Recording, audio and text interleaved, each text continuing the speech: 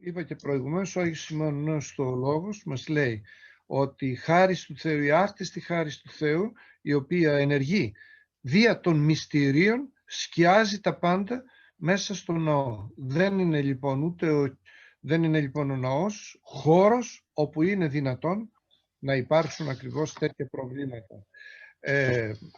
Επίσης, για το θέμα της Θείας Ευχαριστίας, το θέμα της Θείας Κοινωνίας, ο Χριστός είναι ο ίδιος ζωή.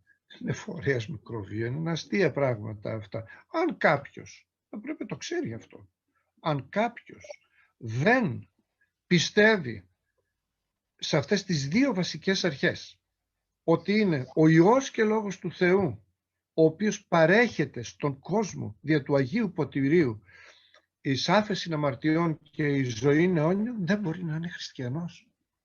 Δεν μπορεί να είναι χριστιανός. Θα χρειαστεί για να μπει μέσα στην εκκλησία πάλι χρήσμα. Για να μην πω και όσοι θέλουν να φοράνε τις μάσκες να χρειαστούν και αυτοί χρήσμα. Είναι άρνηση της χάριτος του Θεού. Δεν υπάρχει συν πλην. Δεν υπάρχει οικονομία σε αυτά. Υπάρχει απόλυτη ακρίβεια.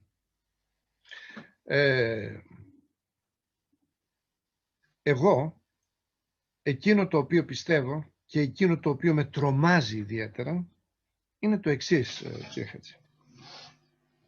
Στην αρχαία εκκλησία υπήρχαν οι λάψοι, οι πεπτοκότες. Δηλαδή, όταν, όπως γνωρίζετε, τους χριστιανούς τους εμφάνιζαν μέσα στα θέατρα και εξαπέλυαν εναντίον τους εκείνα τα άγρια θηρία της Αφρικής, τις λένες τους, τα λιοντάρια της Τίγρης, δεν ξέρω τι, ή τους σήκωναν πάνω σε σταυρούς, τα διάφορα βασανιστήρια τα οποία τους έκαναν, κάποιοι άνθρωποι λοιπόν, κάποιοι αδελφοί, υποψυχούσαν.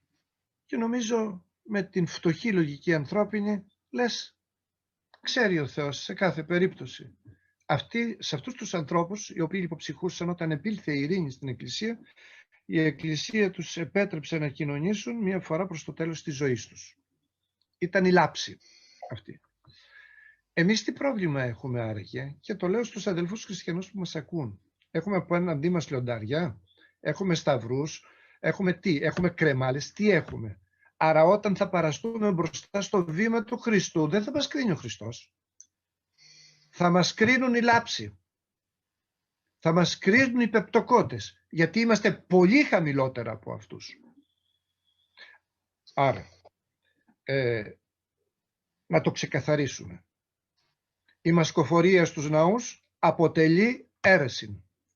Και όποιος βρίσκεται σε αίρεση θα πρέπει και πάλι να επαναχρηστεί.